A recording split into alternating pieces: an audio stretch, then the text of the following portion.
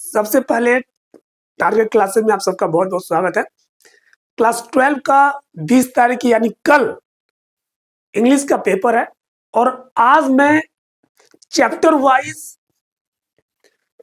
Wise pros, poetry और supplementary से जितने भी जो मोस्ट इंपॉर्टेंट क्वेश्चन हो सकते हैं, जितना भी क्वेश्चन पिछले साल 2025 और उसके पिछले साल 2024 में सवाल पूछे गए हैं, वो सभी इंपॉर्टेंट क्वेश्चन आज मैं आपको 1 घंटे में पूरा कराने वाला हूं।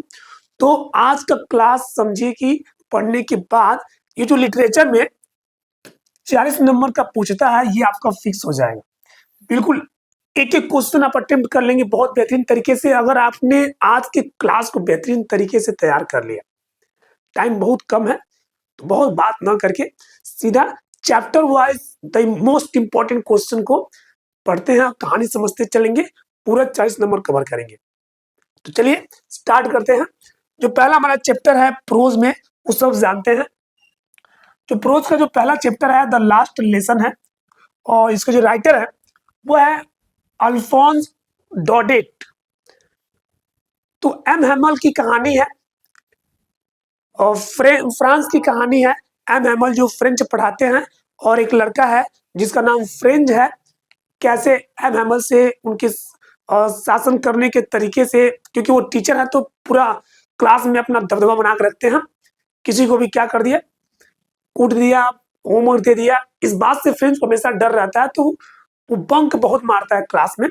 लेकिन द लास्ट लेसन जब लेते हैं एम हैमल तो कहानी बिल्कुल अलग है।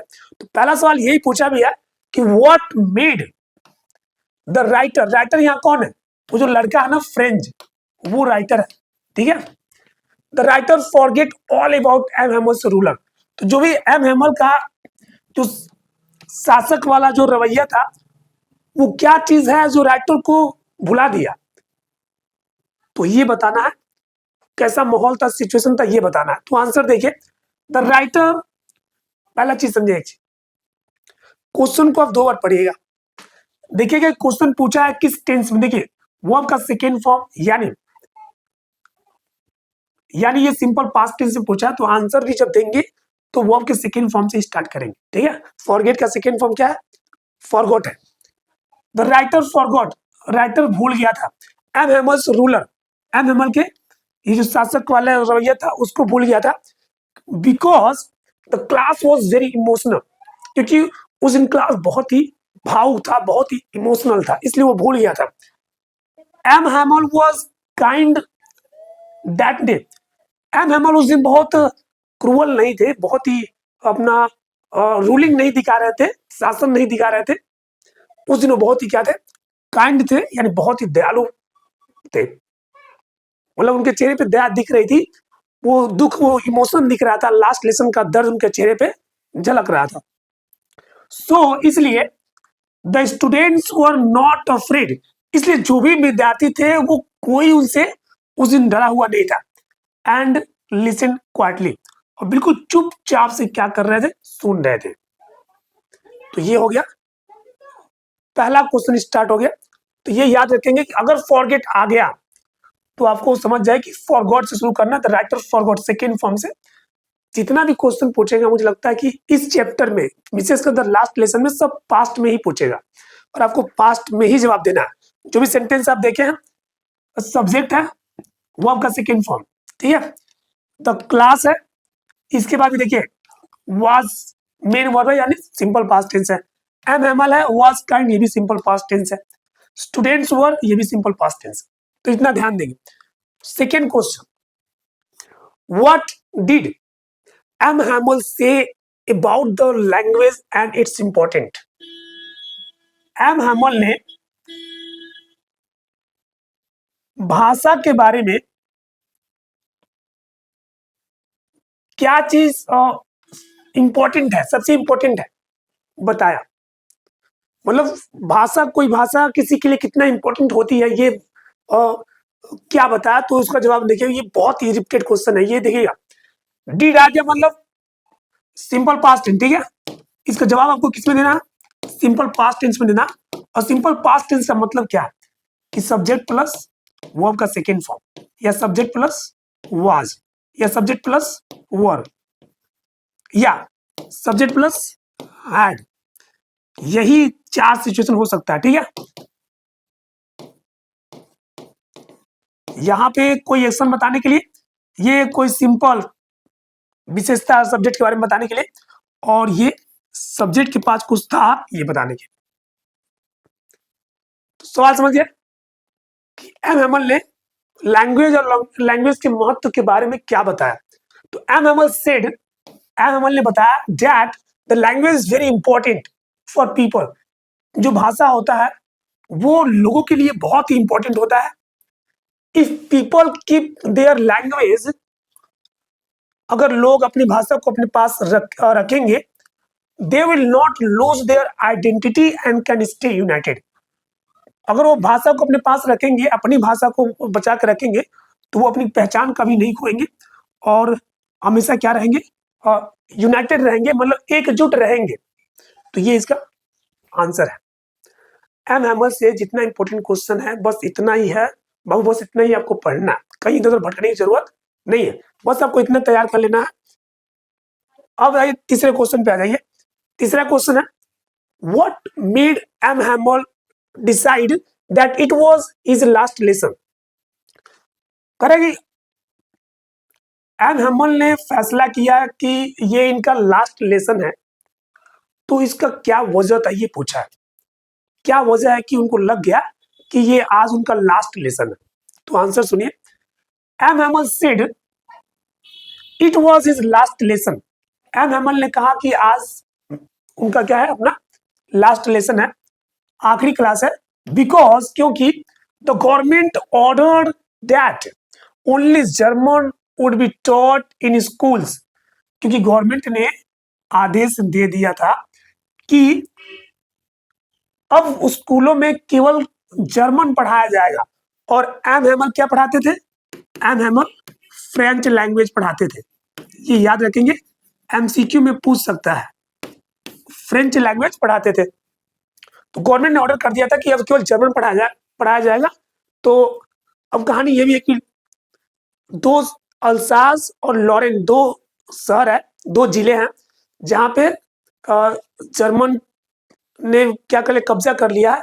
और वहां पे बोला, फ्रांस में ही जो फ्रेंच भाषा है उसको बंद करवा करके बोल दिया था कि अब स्कूलों में केवल जर्मन पढ़ाया जाएगा।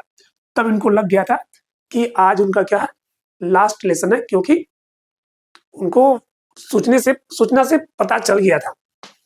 सो इसलिए ही हैड टू लीव, इसलिए उनको जाना था, and teach his final French lesson. उनको जाना था, अपनी आखिरी जो फ्रेंच की क्लास है वो लेने के लिए उनको पता चल गया था। ठीक है, तो ये हो गया इंपॉर्टेंट क्वेश्चन। अगला देखिए, चलिए ये 4 क्वेश्चन पहले चैप्टर से, द लास्ट लेसन से केवल 4 क्वेश्चन आपको रट के जाना है। लॉन्ग हो या शॉर्ट हो, तो ये क्वेश्चन याद रखेंगे। कहानी आप पूरा जानते ही है, एम हेमल की कहानी क्या है। फ्रेंच लड़का है एक, उसके माध्यम से कैसे बच्चे क्लास में जाने से क्यों भागते हैं, क्या चीजें उनको डिस्ट्रैक्ट करती हैं, उसके बारे में कहानी है। और एक टीचर होने के नाते, क्योंकि एम हेमल उस स्कूल में 40 ईयर्स 40 साल टीचिंग कर चुके हैं। तो 40 साल के बाद आदमी अगर कहीं एक जगह से दूसरी जगह जाएगा तो उस जगह से लगाव तो बहुत हो जाता है। वही लगाव, वही इमोशंस की कहानी है। और लास्ट में उसमें पैट्रियोटिज्म यानी देशभक्ति क्या होता है, देशभक्ति क्या होता है वो भी दिखाया जाता है कि एक भाषा जो होती है किसी देश की कितनी इंपॉर्टेंट होती है। तो ये पूरा कहानी आप जानते हैं, ये 40 ईयर्स स्कूल में पढ़ाई, ये याद रखिएगा। ठीक है, और एम एम फ्रेंच लैंग्वेज पढ़ाते थे, ये याद रखिएगा। 4 क्वेश्चन इंपॉर्टेंट है, सब एकदम इसको ध्यान से पढ़िएगा। चारों क्वेश्चन का आंसर लगभग सब सिंपल पास्ट टेंस में है, ये भी याद रखेंगे। अब आता है दूसरा क्वेश्चन, क्या, लॉस्ट स्प्रिंग, जिसके राइटर कौन है, एनिस जंग। अब इसमें जो इंपॉर्टेंट, अब लास्ट क्वेश्चन में 2 कहानी है। एक कहानी किसका, एक कहानी है साहेब का, ठीक है। दूसरा कहानी किसका, दूसरा कहानी है मुकेश का, और दोनों ही बहुत गरीब बच्चे हैं। इनकी जिंदगी मतलब आप जानते हैं, आपने पढ़ा है कि ये पढ़ना चाहते हैं, कोई ये पढ़ना चाहता है, गरीबी के नाते पढ़ नहीं पाता है, और ये भी गरीब होता है, इसको मैकेनिक बनना है, कार मैकेनिक बनना है, लेकिन क्योंकि परंपरा है जहाँ पे ये रहता है फिरोजाबाद में, वहां पे उसके परिवार वाले केवल चूड़ी ही बनाते हैं, बैंगल्स बनाते हैं, तो उसी रोजगार में इसको भी लगना है, परिवार से दबाव है। लेकिन ये बच्चा क्या है, कार मैकेनिक बनना चाहता है लेकिन बन नहीं पाता, गरीबी के नाते। दो कहानी है। पहला क्वेश्चन देखिए क्या पूछा, what explanation does the author give for the children not wearing footwear. कह रहे जो ऑथर है, वो जो बच्चे हैं, ये साहब की बात कर रहा है, ये बच्चे हैं जब वहां गया, साहब क्या है कि एक रैग पिकर है। रैग पिकर का मतलब जो कूड़ा करकट सड़क से या कहीं से उठाते हैं ना, या जहाँ कूड़ा करकट ले जाके शहर से बाहर कहीं रखा जाता है, उसमें जा करके कुछ चीजें वैल्यूबल ढूंढते हैं, कुछ मिल जाए, कुछ खाने को मिल जाए, कुछ पैसा मिल जाए, तो ये रैग पिकर से कचरा उठाने वाले बच्चे हैं। तो कह रहे कि जो ऑथर है, बच्चे चप्पल नहीं पहनते हैं, फुटवियर मतलब चप्पल नहीं पहनते हैं, तो इसके लिए उसने क्या एक्सप्लेनेशन दिया, क्या समझाया, ये बताना। तो देखिए क्या समझा। अच्छा, ये सवाल किसने पूछा, डज। डज मतलब क्या, simple present tense, simple present tense. अब सिंपल प्रेजेंट टेंस में है तो आपको सिंपल प्रेजेंट में आंसर भी करना। तो किस कंडीशन में क्या क्या स्थिति हो सकती है। पहला हो सकता है सब्जेक्ट के बाद आप वर्ब का पांचवा फॉर्म, जब सब्जेक्ट सिंगुलर है। दूसरा स्थिति, सब्जेक्ट अगर प्लूरल है तो सब्जेक्ट के साथ वर्ब का फर्स्ट फॉर्म। तीसरी, सब्जेक्ट के साथ या तो इज लगा लेंगे मेन वर्ब, नहीं तो चौथा स्थिति, सब्जेक्ट के साथ आर लगा लेंगे और सब्जेक्ट क्या है प्लूरल, और सब्जेक्ट के साथ पांचवा नंबर आई के साथ एम लगा लेंगे। और एक और होगा क्या कि अगर सब्जेक्ट सिंगुलर है तो आप क्या लगा लेंगे हैज, और अगर सब्जेक्ट क्या है प्लूरल है तो लगा लेंगे हैव। तो ये सिंपल प्रेजेंट टेंस की इतनी स्थितियां हो सकती हैं, इतने तरीके से आप इस क्वेश्चन का जवाब दे सकते हैं। मतलब ये फॉर्मेट रखेंगे तो क्वेश्चन आप आंसर आपका सही माना जाएगा। ठीक है, देखिए सवाल देखिए, द ऑथर सेज, लेखक कहता है that the children do not wear shoes, जो बच्चे हैं वो जूता नहीं पहनते हैं, बिकॉज, जूता कहिए चप्पल दोनों बात किया वहां पे, बिकॉज क्योंकि दे आर वेरी पुअर, क्योंकि वो बहुत क्या क्या है, बहुत गरीब है। Their families cannot afford shoes, उनका परिवार एक जूता भी अफोर्ड नहीं कर सकता, इतना गरीब है। Some parents also believe that going barefoot is a tradition, और गरीब लोग के कुछ तो माता पिता ये बिलीव करते हैं, ये विश्वास करते हैं कि ये परंपरा है कि हमारे परिवार के बच्चे जो है वो नंगे पांव चलेंगे। ये हमारे समाज का, हमारे घर का क्या है, परंपरा है। कुछ तो पेरेंट्स ऐसा ही मानते हैं, ऐसा सुझाव, ऐसा एक्सप्लेनेशन देता है कौन, राइटर ऐसा मानता है, क्योंकि वो जा करके देखता है वहां पे। सो इसलिए they do not by footwear for their children, इसलिए जो माता पिता हैं वो अपने बच्चों के लिए फुटवियर यानी जूता चप्पल खरीदते ही नहीं है, नंगे पांव घूमो। ठीक है, गरीबी की हालत को उसमें एक व्यंग तरीके से बताया गया। तो ये हो गया पहला क्वेश्चन। अब देख लीजिए आंसर मैंने दिया ना, सब्जेक्ट है वो आपका पांचवा फॉर्म है। ठीक है, सब्जेक्ट बहुवचन है तो डू नॉट है फर्स्ट फॉर्म है, फिर सब्जेक्ट बहुवचन है तो आर है, फिर सब्जेक्ट बहुवचन है तो क्या है, यहाँ पे कैन का इस्तेमाल कर लिया, कैन भी प्रेजेंट में होता है, और यहाँ पेरेंट्स बहुवचन है तो वर्ब का फर्स्ट फॉर्म है, और फिर यहाँ पे अब देख रहे इज क्या है, इज यहाँ पे मेन वर्ब है, देखिए बाद डू नॉट है वर्ब का फर्स्ट फॉर्म है। ठीक है, अब आगे बढ़ेंगे। What was the meaning of garbage for children? What did they find in it? कह रहे कि वो गरीब बच्चों के लिए ये जो कचरा है, ये जो गार्बेज है, उसका क्या मीनिंग है, क्या अर्थ है। What did they find in it? कह रहे कि what did, वे क्या इसमें कचरे में क्या पाते थे, ये आपको बताना है।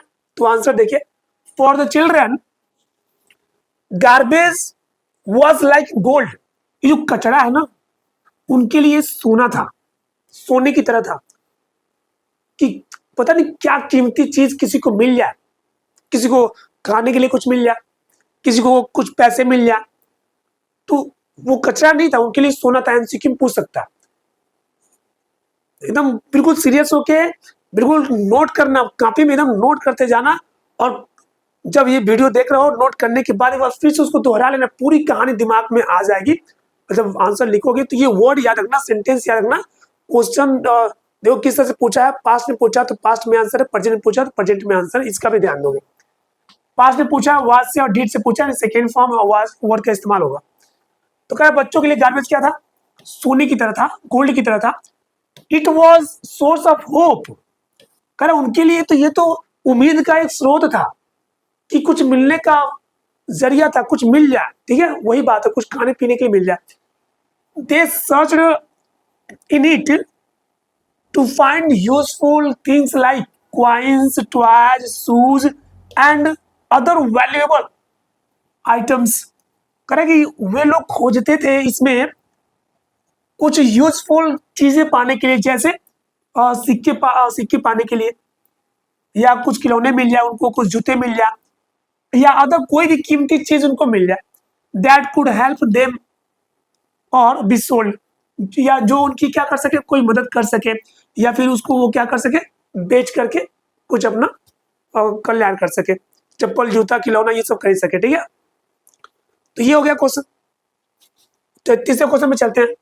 टाइम देखिए, टाइम का महत्व है, आपको आप स्पीड बढ़ा लीजिएगा, 2 पॉइंट नहीं 1.25 या 1.5 करके स्पीड बढ़ा के तब उसको देखेंगे। ये बात मुझे पहले बोलनी चाहिए थी, लेकिन समय कम है तो क्या किया जाए समझ में नहीं आ रहा, तो मैंने कहा चलो इंपॉर्टेंट क्वेश्चन ही लेके चलो, एकदम डायरेक्ट जो पढ़ना है बिल्कुल उसी पे चलते हैं और उसी को पढ़ते हैं।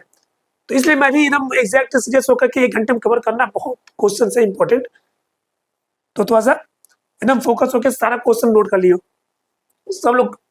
और देखिए अगला क्वेश्चन क्या, वेयर इज सीमापुरी सिचुएटेड। अब पूछा कि सीमापुरी कहाँ पे था, ठीक है। तो इस सीमापुरी यही द लॉस्ट स्प्रिंग में ही उसी बच्चों की कहानी में से एक है। तो ये किसका कहानी है, साहब का ही कहानी है। Seemapuri is a slum area on the outskirts of Delhi. करें जो सीमापुरी है वो स्लम एरिया मतलब झोपड़ियों में रहने वाले जो गरीब लोग होते हैं ना, मजदूर, एकदम मजदूरी पे टिका, उनका पूरा जीविका टिका रहता है, उनको स्लम बोलते हैं, जो गरीब परिवार होते हैं। तो दिल्ली के बाहर, दिल्ली से बाउंड्री पे ही दिल्ली जो शहर है आएगा सीमापुरी दिल्ली में ही, लेकिन शहर से बाहर एक स्लम एरिया था Seemapuri. It's near the border of Delhi, ये बिल्कुल दिल्ली के बॉर्डर पे है। एंड उत्तर प्रदेश और दिल्ली के बिल्कुल बॉर्डर पे ये प्लेस है सीमापुरी, ठीक है। Many many poor people live there, बहुत गरीब लोग वहां पे रहते हैं। इन स्मॉल हट्स, स्मॉल में छोटे छोटे हट्स, झोपड़ियों में, विदाउट प्रॉपर वाटर, उनको प्रॉपर तरीके से पानी शुद्ध नहीं मिलता है, मतलब पानी उनका देखो पीने का मन नहीं करेगा, लेकिन उनको फर्क नहीं पड़ता, क्योंकि गरीबी में उनको ऐसा लग गया है कि उनको वही पानी नसीब है। तो प्रॉपर वाटर नहीं है वहां पे, इलेक्ट्रिसिटी नहीं है, मतलब लाइट की व्यवस्था नहीं है, पंखे की व्यवस्था नहीं, बिजली नहीं है तो लाइट पंखा लगा करेंगे क्या। एंड बेसिक फैसिलिटीज, और जो भी बेसिक फैसिलिटी एक परिवार को मिलना चाहिए वहां के परिवार को नहीं मिलता। तो बिल्कुल समझ सकते हो कि स्लम एरिया है, ठीक है, गरीबों की बस्ती कह सकते हो। तो सीमापुरी कहाँ स्थित है आपने देख लिया। अगला क्वेश्चन देखिए, who are the inhabitants of Seemapuri. Seemapuri में जो लोग रहते थे वो कौन है ये बताओ। What do they do for their livelihood, वो अपनी जीविका के लिए क्या करते हैं ये बताओ। तो सुनो ध्यान से, the inhabitants of Seemapuri are rag pickers, ये जो सीमापुरी के रहने वाले जो निवासी हैं ये क्या थे, रैग पिकर, वही कचरा उठाने वाले लोग थे। वो केम फ्रॉम बांग्लादेश, जो कहां से आए थे, बांग्लादेश से आए थे। They collect garbage from the city, वो क्या करते थे, शहर में जाते थे, दिल्ली के शहर में जाते थे और कचरे उठाते थे, कचरे इकट्ठा करते थे and sell recyclable items like plastic, paper and metal. और जो रिसाइकलिंग मतलब जो यूज करने के बाद सामान लोग फेंक देते हैं, उससे फिर कुछ बनाया जा सकता है, दोबारा कुछ बना सकते हैं, यानी रिसाइकेबल है। तो ऐसी चीजों को इकट्ठा करते थे, जैसे देखिए प्लास्टिक को इकट्ठा करते थे क्योंकि उससे कुछ बनाया जा सकता है, पेपर इकट्ठा करते थे और जो भी लोहा लक्कड़ मिलता था इकट्ठा करते थे। This is their main way to earn money and survive. यही उनका क्या था, मुख्य तरीका था पैसा कमाने का और जिंदा रहने का। तो ये क्वेश्चन हो गया कि सीमापुरी के लोग क्या करते थे, बच्चे क्या करते थे और जीविका के लिए कैसे कमाते थे। अगला क्वेश्चन आ जाइए।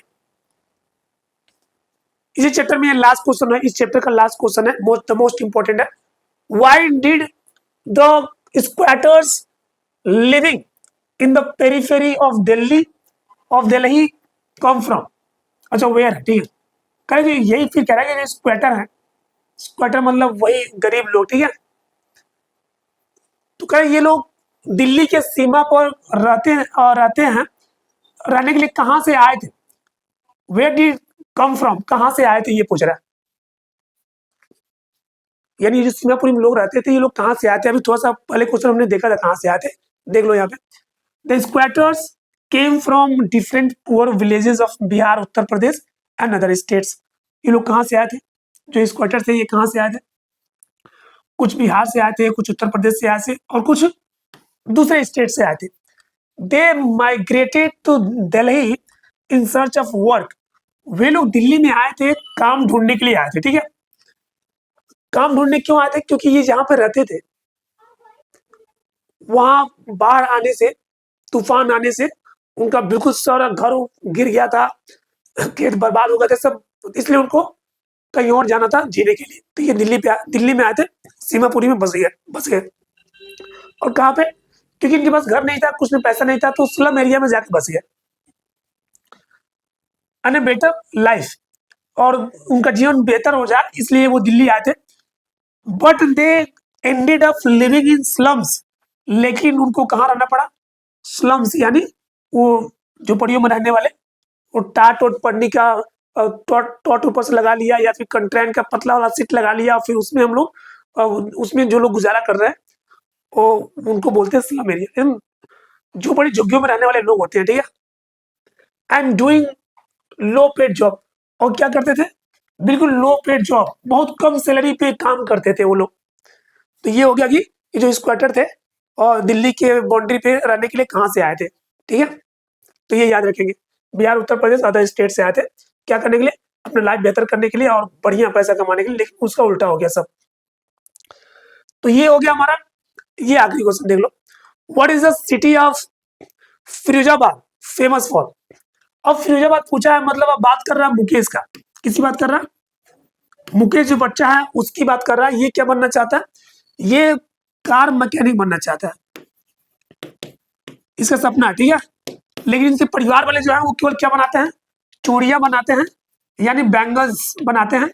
तो वो कहते हैं नहीं, तुम कार मैकेनिक नहीं बन सकते, तुम क्या बनो, वो कहते हैं हमारी परंपरा है कि हमारे परिवार का जो बच्चा है वो चूड़ी बनाने वाला ही बनेगा, ये भी गरीब परिवार से। तो फिरोजाबाद में रहता है, तो क्या पूछा है, what is the city of Firozabad. जो फिरोजाबाद है वो किसके लिए फेमस है, ये बताना है, फेमस किसके लिए। तो Firozabad is famous for making bangles, किस लिए फेमस है, चूड़ी बनाने के लिए फेमस है। Many children and adults work in glass factories there. बहुत बच्चे और एडल्ट जो वयस्क लोग हैं वो जो चूड़ी बनाने वाली फैक्ट्रीज है उसमें काम करते हैं, ठीक है। और चूड़ी किसका होता है, ग्लास होता है, ग्लास शीशा ही होता है। They make colourful glass bangles, वो क्या बनाते हैं, रंगीन चूड़ियां बनाते हैं, शीशे का चूड़ियां बनाते हैं। But the working condition are very bad, जो उनके काम करने का जो स्थिति है वो बहुत ही बुरा होता है। And harmful to their health, कितना बुरा होता है कि उनका स्वास्थ्य पे बहुत बुरा असर पड़ता है, उनकी आंखें खराब हो जाती है एक उम्र आते आते। अगर बचपन से बच्चा चूड़ी वाली फैक्ट्री में काम कर रहा है तो वयस्क होते होते उसकी आंख खराब हो जाती है, आंखों से दिखाई देना बंद हो जाता है, तो हेल्थ पे बहुत बुरा असर पड़ता है। अब ये गरीब लोग ही हैं जो चूड़ी बनाने का काम कर रहे हैं फिरोजाबाद में, ठीक है। उसमें कौन है, एक हमारा प्यारा सा बच्चा मुकेश भी है, ठीक है। मेन कैरेक्टर मुकेश है। तो ज्यादातर क्वेश्चन देख रहे हो किससे पूछा था, साहब वाले से पूछा था 2025 और 2024 में। और 2026 है तो यही क्वेश्चन इंपॉर्टेंट है, ये तो मिलता जुलता क्वेश्चन आएगा या सेम भी आ सकता है, ignore don't ignore it, okay. तीसरा चैप्टर है डीप वाटर। राइटर कौन है, विलियम ओ डगलस। तो इनका कहानी जानते हो कि इनको पानी से बहुत डर लगता है। बचपन में दो कांड नहीं बोलेंगे, दो घटना घट गई थी इनके साथ। एक बार पापा के साथ समुद्र में नहा रहे थे तो गलती से लहर आई तो पानी के अंदर चले गए, वो दहशत अलग था। और दूसरी बार स्विमिंग पूल के पास बैठे थे, इन नौजवान हट्टा कट्टा लड़का आता है, उठा के इनको गेंद की तरह उठा के स्विमिंग पूल में फेंक देता है। तो उसका अनुभव क्या लगता है, पानी से भाई साहब को बहुत डर लगता है। किसको, विलियम डगलस को। तो इनकी कहानी है। पहला क्वेश्चन देखिए, what did Roosevelt say about fear in the lesson deep water. ये जो रूजवेल्ट है, इन्होंने पानी से डर के बारे में डीप वाटर में क्या बताया। डीप वाटर जो पूरा चैप्टर ही है, पानी से डर के बारे में क्या बताया ये पूछा। तो रूजवेल्ट ने कहा है, बताया है that we should not be afraid of fear itself. उन्होंने बताया कि हमको ये डर है ना, डर से हमें नहीं डरना चाहिए, डर से हमको डरना नहीं चाहिए। Fear makes people weak. ये जो डर है ना, ये लोगों को क्या कर देता है, कमजोर कर देता है। And stops them from doing things. और उनको कोई चीज करने के लिए क्या कर देता है, स्टॉप कर देता है, रोक देता है। If we face our fear bravely, करे कि अगर हम क्या करते हैं, अपने डर का बहादुरी से सामना करते हैं, वी कैन ओवरकम इट। हम इससे विजय प्राप्त कर सकते हैं, इसको जीत सकते हैं। एंड बिकम स्ट्रांग, और क्या हो सकते हैं, स्ट्रांग हो सकते हैं, मजबूत ताकतवर हो सकते हैं। तो ये है डीप वाटर में पानी से डर नहीं, किसी भी डर से, इस चैप्टर में क्या मतलब है ये चीज बताया गया, ठीक है। डर कैसे काम को रोक देता है, और डर को हम अगर सामना करते हैं बहादुरी से तो कैसे हम ताकतवर स्ट्रांग हो सकते हैं। पहला क्वेश्चन हो गया डीप वाटर से। दूसरा क्वेश्चन देखिए, describe the YMCA pool on the basis of the lesson deep water. करे जो YMCA जो स्विमिंग पूल है डीप वाटर में, इसको डिस्क्राइब करिए, इसके बारे में बताइए। तो इसके बारे में बहुत इंपॉर्टेंट क्वेश्चन है, ध्यान देना। तो YMCA जो पूल है वॉज वेरी बिग, ये बहुत बड़ा पूल था। एंड डीप, बहुत गहरा भी था। जो स्विमिंग पूल था वो बहुत गहरा भी था। It had a shallow and and a deep and. Swimming pool ऐसा था ना कि मान लो आप पूल में एंट्री करोगे तो कम गहरा है, घुटने तक पानी आ रहा, जैसे से आगे बढ़ोगे पानी ऊपर चढ़ता जाएगा। तो ये ऐसे था कि ऐसे ऊपर से चढ़ते थे, गहराई ऐसे बढ़ते जा रही है, अब पानी ऐसे, समझ रहे हो, उसको ऐसे समझ लो कि ये ऐसे था। स्विमिंग पूल कैसे था, जो स्विमिंग पूल का जो बॉटम था, तो यहाँ से मान लो एंट्री है, तो यहाँ से एंट्री है, तो ये जैसे से आगे बढ़ोगे ये गहरा होता जाता था, गहरा होता जाता था। इस तरीके से क्या था, एक एंड पे क्या था, कम गहरा यानी सैलो, सैलो मतलब उछला था, ठीक है। और दूसरे एंड पे क्या था, डीप था, गहरा था, ठीक है, डीप एंड था। और मान लो ये क्या है, ये ऊपर से क्या हो गया, पानी हो गया, ठीक है। कि देखो कितना बढ़िया हमने क्या बना दिया, ड्राइंग बना दिया। ये सब पानी है, यहाँ से तो कम गहरा है, जैसे आगे बढ़ोगे गहराई बढ़ती जाएगी, और यहाँ जाके चले जाओगे, ठीक है, अंदर। तो एक एंड पे क्या था, एक सैलो एंड था और एक डीप एंड था। ये सैलो वाला हो गया, ये डीप वाला हो गया, ठीक है। यहाँ गहराई इतना है और देखो यहाँ इतना कम है। The water was clear and cold.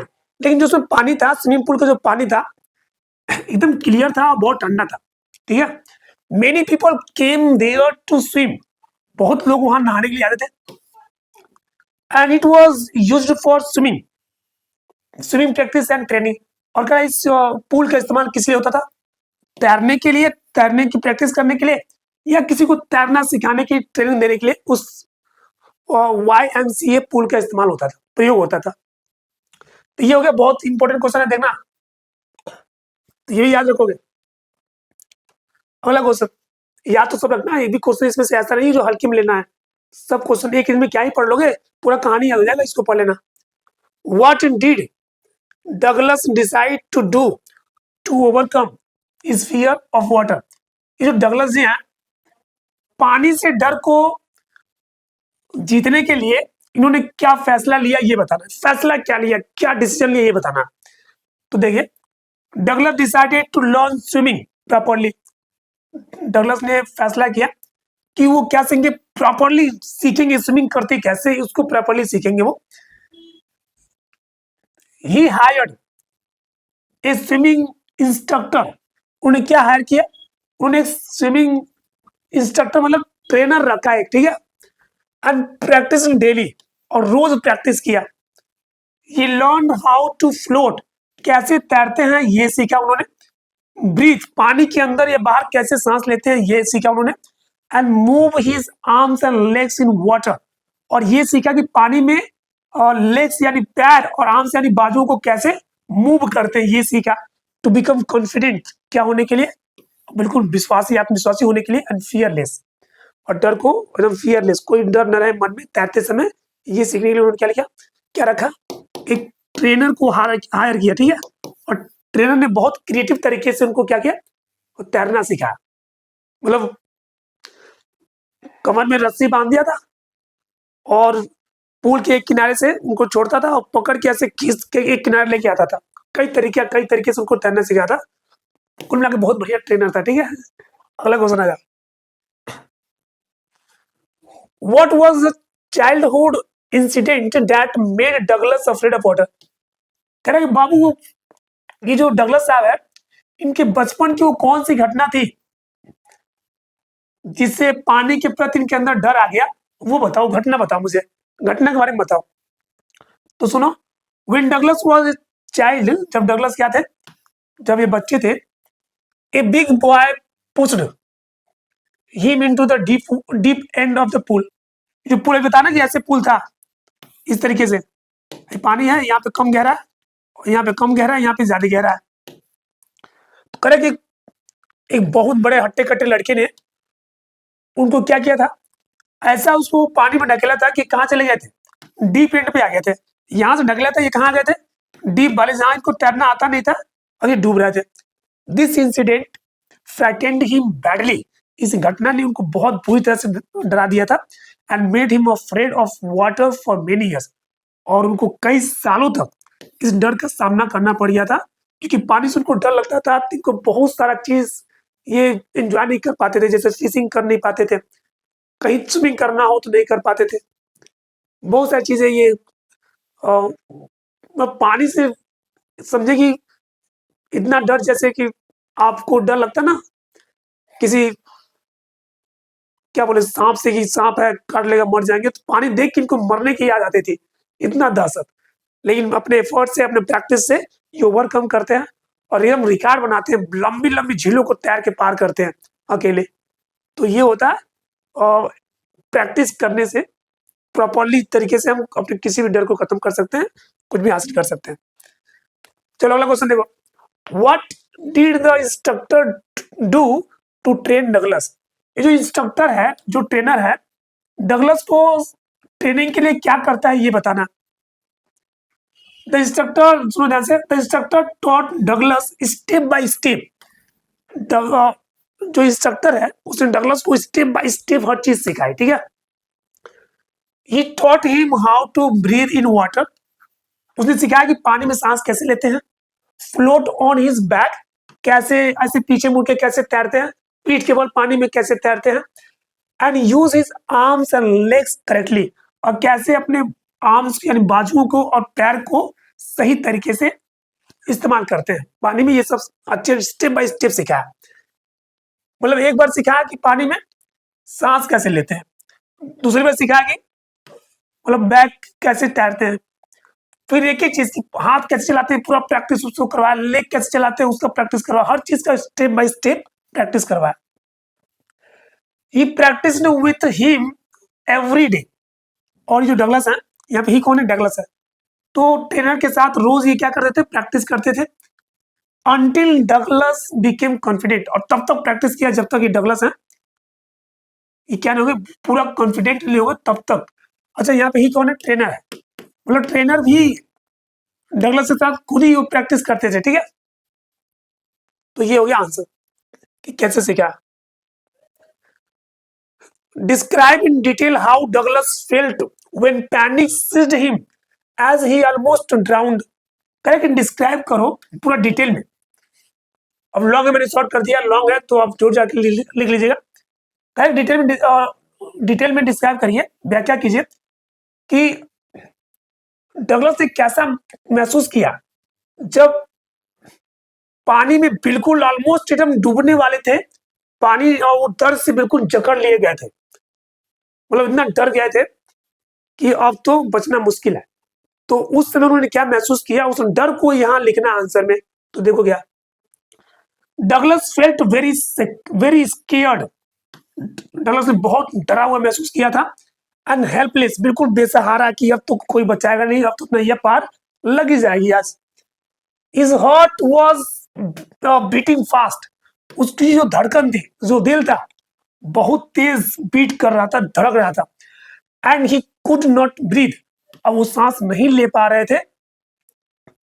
He tried to shout, उन्होंने चिल्लाने का कोशिश किया, बट फेल्ड, लेकिन पानी के अंदर से कोई कैसे चिल्ला पाएगा, लेकिन असफल हो गए। ही फेल्ट वीक, उन्होंने कमजोर महसूस किया। एंड ट्राइड, और कोशिश किया। एंड थॉट, और आखिरी में सोचा, ही वुड डाई, कि वो मर जाएंगे। बट देन, लेकिन तभी, स्लोली बिकेम कॉम, वो धीरे धीरे बिल्कुल शांत हो गए, पानी में बेहोश होकर गिर गए।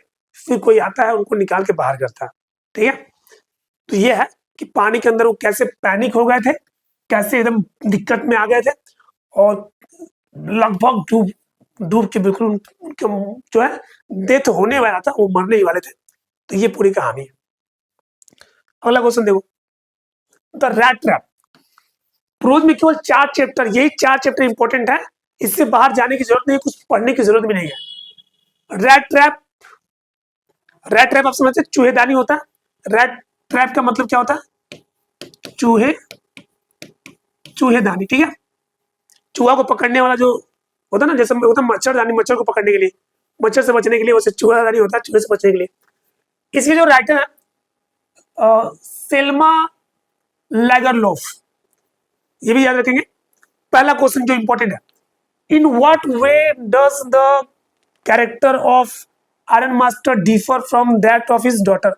अब देखो क्या पूछा, करें जो आयरन मास्टर है ना, और जो उसकी लड़की है एडला, उन दोनों के कैरेक्टर में क्या अंतर है ये बताना, क्या डिफर है, कैसे वो दोनों अलग है अपने अपने कैरेक्टर में, ये चीज बताना है। तो सुनो, the iron master is proud. Iron master कैसा है? प्राउड होता है, घमंडी है, स्ट्रिक्ट है, एकदम कठोर है। And cares about social status, और किसके बारे में केयर करता है? सोशल स्टेटस, यानी सामाजिक स्थिति के बारे में कि मेरा समाज में क्या स्टेटस है, इस पे और इसका ये ध्यान देता है। कौन? आयरन मास्टर, यानी एडला जो मेन कैरेक्टर है ना, एडला जो अमीर होते हुए भी बहुत क्या दयालु है, ये किसी लड़की है? आयरन मास्टर की लड़की है। तो क्या पूछा, दोनों कैरेक्टर में क्या अंतर है? तो ये कैरेक्टर किसका? आयरन मास्टर का। एक चीज और देखो, एक बात और बोला आयरन मास्टर के बारे में, he does not trust poor people. अभी जो आयरन मास्टर है, ये गरीब लोगों पर विश्वास करता ही नहीं था। लेकिन उल्टा देखो, हिज डॉटर एडला इज काइंड, जो उसकी लड़की एडला थी, वो क्या थी? काइंड थी, दयालु थी, पोलाइट, बहुत ही सज्जन थी, विनम्र थी, एंड हेल्पफुल, बहुत मददगार थी। जब भी किसी को मदद करना होता था तो मदद करती थी। सी ट्रीट्स द पेडलर, पेडलर मतलब फेरी वाला, ये जो घूम घूम के गांव में सामान बेचते हैं ना, उनको बोलते हैं peddler. She treats the peddler kindly, उसने क्या किया, जो फेरी वाला है उससे बहुत ही दयालुता से व्यवहार किया। एंड अंडरस्टैंड हिज फीलिंग्स, और उसकी फीलिंग्स को वो समझती है, उस गरीब पेडलर की फीलिंग्स को, भावनाओं को समझती है। तो ये दोनों के कैरेक्टर में क्या है? अंतर है। बहुत ही इंपॉर्टेंट क्वेश्चन है, आगे देखो। From where did the peddler get the idea of world being a rat trap.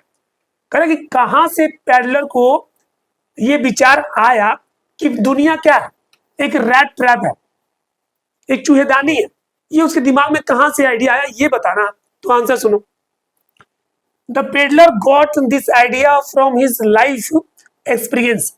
जो पेडलर है इसके अंदर ये आइडिया कहां से आया, उसके लाइफ एक्सपीरियंस से आया, उसके अपने जीवन के अनुभव से आया। ठीक है, he thought that, उसने सोचा कि the world offers temptations, ने क्या लिखा, the world offers temptations, इसका मतलब होता है कि लालच, मोह माया समझ सकते हो। कह रहा है कि जो दुनिया है वो ऑफर करती है क्या, लालच। जैसे अब लालच में क्या देती है, पैसा का लालच देती है, या फिर तुम्हारी जिंदगी बहुत कंफर्ट होगी, आराम से जिंदगी जियोगे, इसकी लालच देती है। which trap people just like a rat trap traps rats।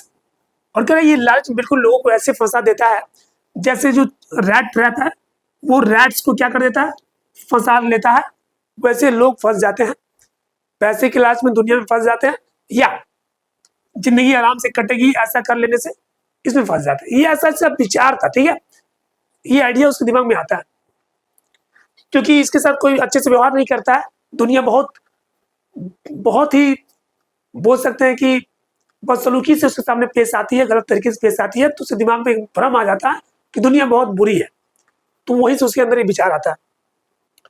Once, एक बार, once trapped it is hard to escape.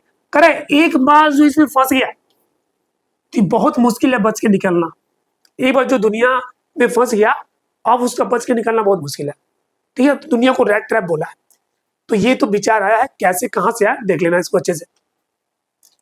आगे देखो, what gift did the peddler give to Edla and why did he sign himself as captain von स्टैहले।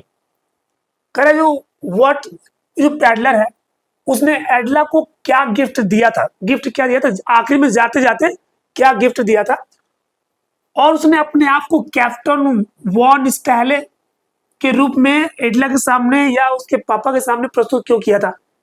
जैसे उनके पापा को रात में पहुंचा था आयरन मास्टर की फैक्ट्री में, तो जो आयरन मास्टर है वो कंफ्यूज हो गया था, उसने पैडलर को क्या मान लिया था, अपना कोई ओल्ड फ्रेंड मान लिया था जो आर्मी में था। ठीक है, और उसका दोस्त, उसका दोस्त का नाम क्या था, और कैप्टन वॉन स्टैहले। तो ये रैट ट्रैपर को ये समझ बैठता है। ठीक है, रैट ट्रैपर को आयरन मास्टर ये आदमी समझ बैठता है। तो वही पूछा कि आखिर इसने सच्चाई क्यों नहीं बताई, पैडलर ने आयरन मास्टर से एडला से सच्चाई क्यों नहीं बताई कि मैं कैप्टन नहीं हूं, और आखिरी में उसने एडला को गिफ्ट क्या दिया ये देखो answer. The peddler gave एडला A small rat trap. Peddler ने एडला को क्या दिया, एक छोटा सा रैट ट्रैप यानी चूहेदानी दिया, विथ स्टोलन मनी इनसाइड, जिसमें क्या रखा हुआ था, जो पैसा उसने एक गरीब किसान के घर से, जो क्राफ्टर था ना किसान, जो दूध बेच करके पैसा कमा के रखा हुआ था, कितना, और 30 क्रोनर, 30 क्रोनर। तो इसने चुरा लिया था क्योंकि एक रात वहां रुका था, तो जो पैडलर है वहां से पैसा चुरा लिया था, तो चुराया हुआ पैसा उस चूहेदानी में रख करके एडला को गिफ्ट करता है जाते जाते। ठीक है, उसी कहानी एडला का भी बताते हैं। He signed as captain von Stahle, उसने उस जो उसमें चूहेदानी में एक लेटर भी लिखा था। ठीक है, और उसमें साइन किया था किसके नाम से, captain von Stahle, to show, ये दिखाने के लिए he wanted to live honestly and with dignity, क्योंकि ये कैप्टन जो थे ये बहुत ईमानदारी से अपना जिंदगी जिए और बहुत सम्मान के साथ जिए।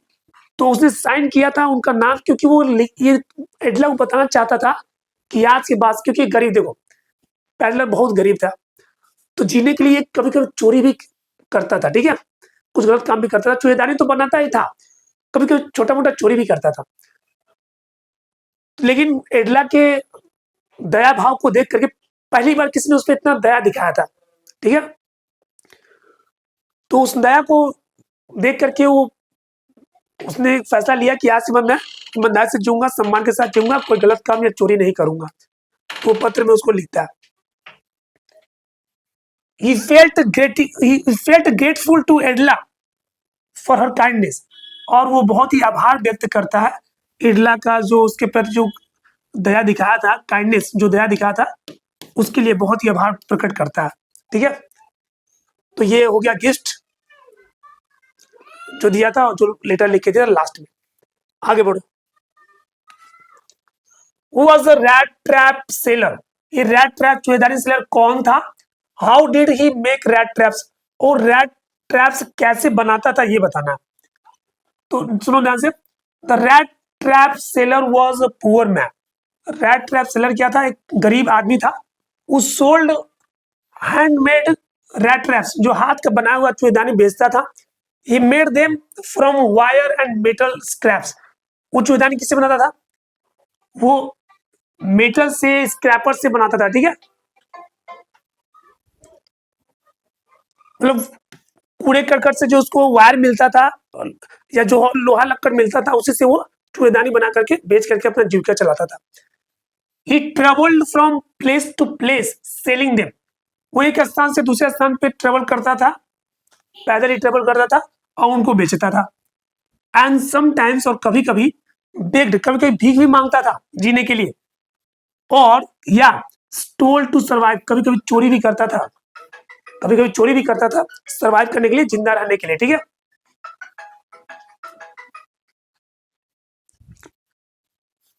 चलो ये हो गया कि रैट ट्रैपर कौन था और वो कैसे रैट ट्रैप्स बनाता था।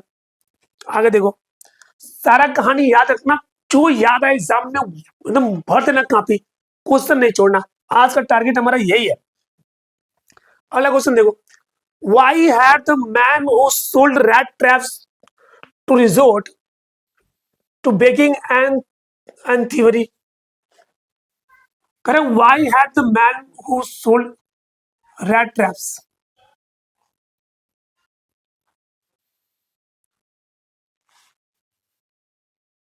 करे जो आदमी है ना, ये रैट ट्रैप्स क्यों बेचता था और जीने के लिए कभी कभी भीख क्यों मांगता था या चोरी क्यों करता था, ये बताना है। ठीक है, चोरी क्यों करता था।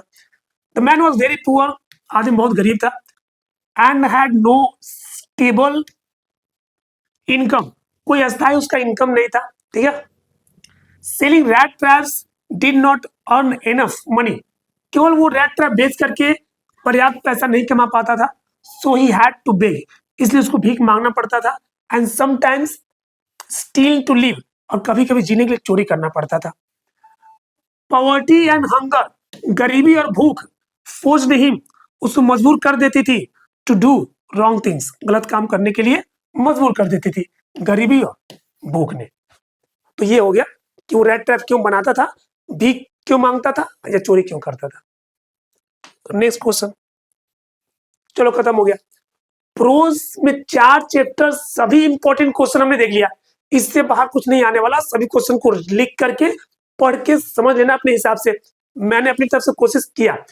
अब आएगा पोएट्री पे, पोएट्री आएगा 10 नंबर का। ठीक है, पोएट्री 10 नंबर का आएगा, और 10 नंबर में एगो 4 लाइन का एक्सट्रैक्शन देगा और 4 लाइन देख करके पोएम का फिर उसके बारे में पूछेगा, और एक क्वेश्चन रहेगा सेंट्रल आइडिया। 3 ऑप्शन रहेंगे, 3 पोएम देगा, बोलेगा किसी एक का सेंट्रल आइडिया लिखो।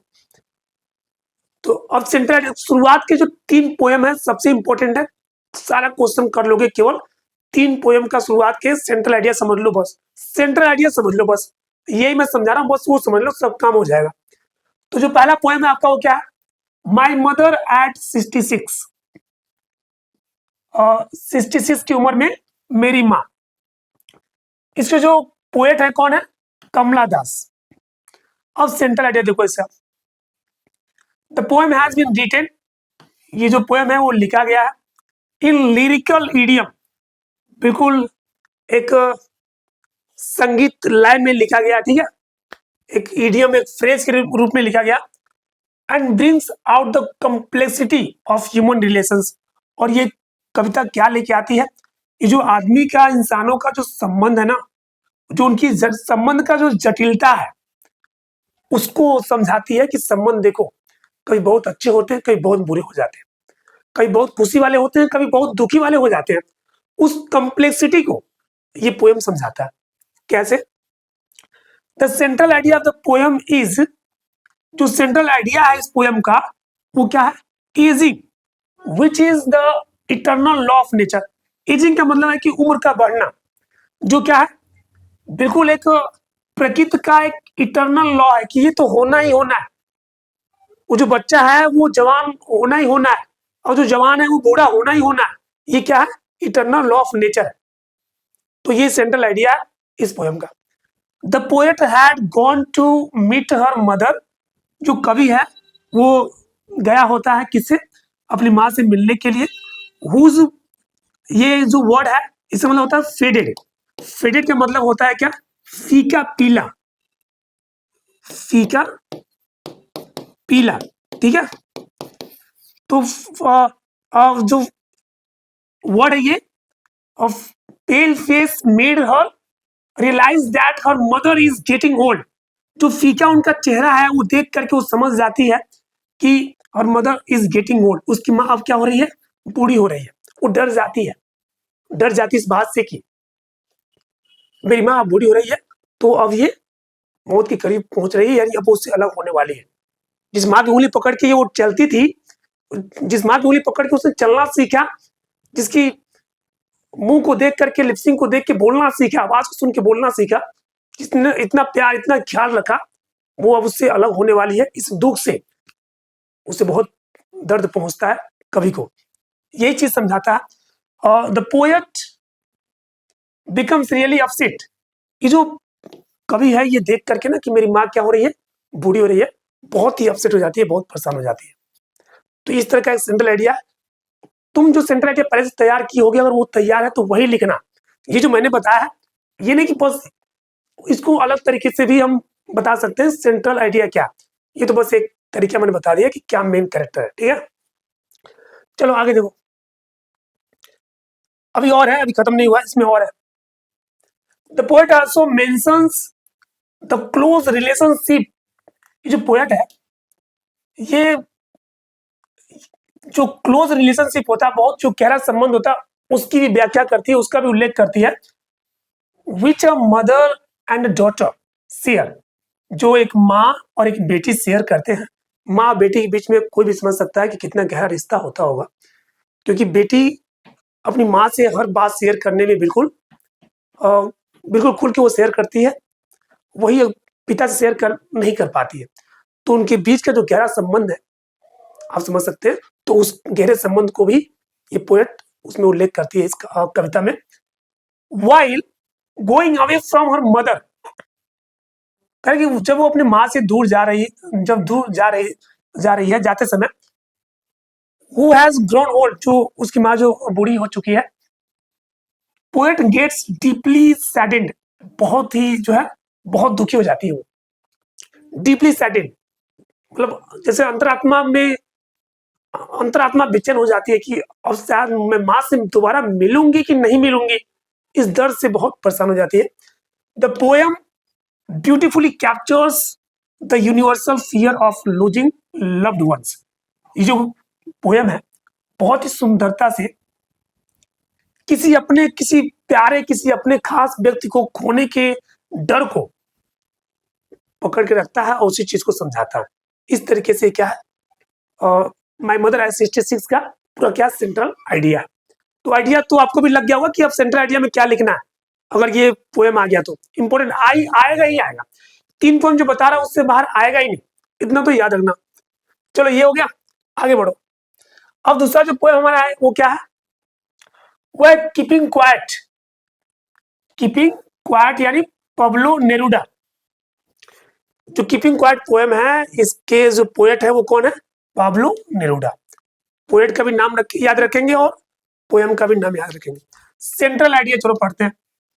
इन दिस पोएम, इस कविता में Pablo Neruda has emphasised the importance of introspection.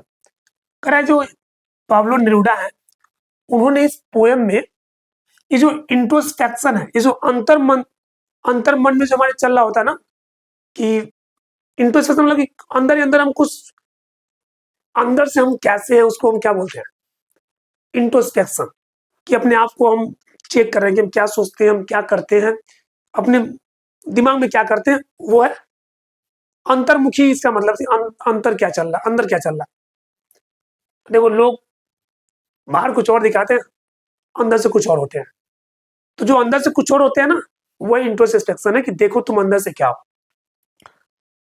Man has become very selfish. इस पोएम में बताया गया कि जो आदमी है ना, वो क्या हो चुका है, बहुत ही स्वार्थी हो चुका है।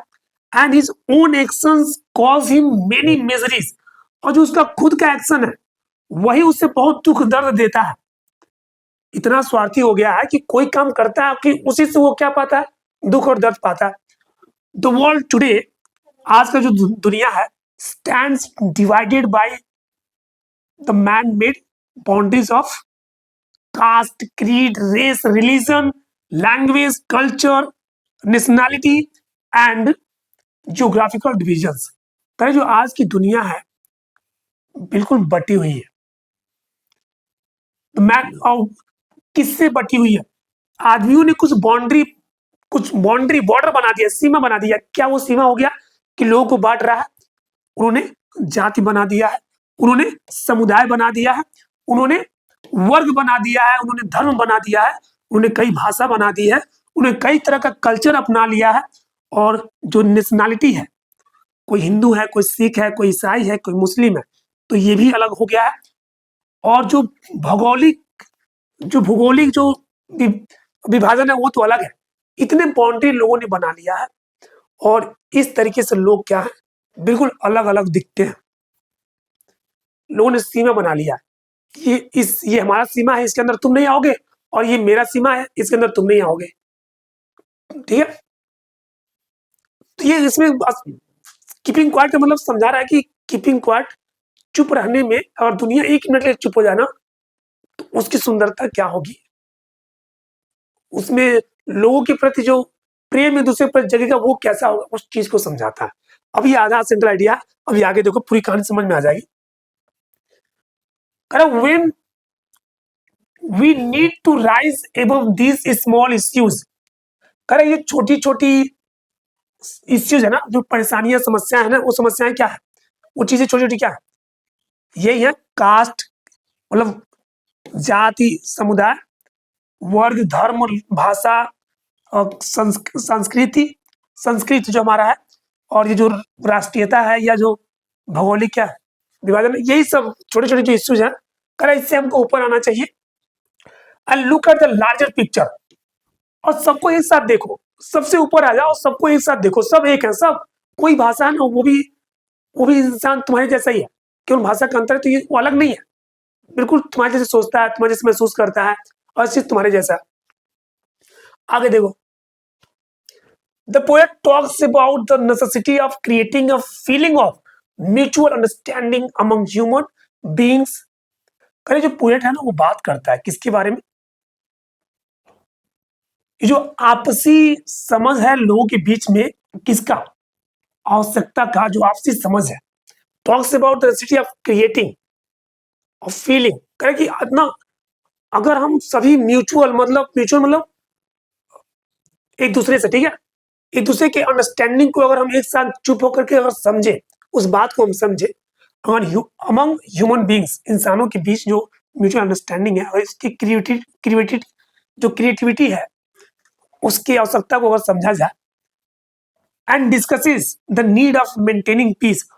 और इस बारे में बात करता है कि डिस्कस करो कि हम लोग कैसे चीजों को पीसफुल रख सकते हैं, कैसे उसको मेंटेन रख सकते हैं, इस चीज को समझाया उसने। ठीक है।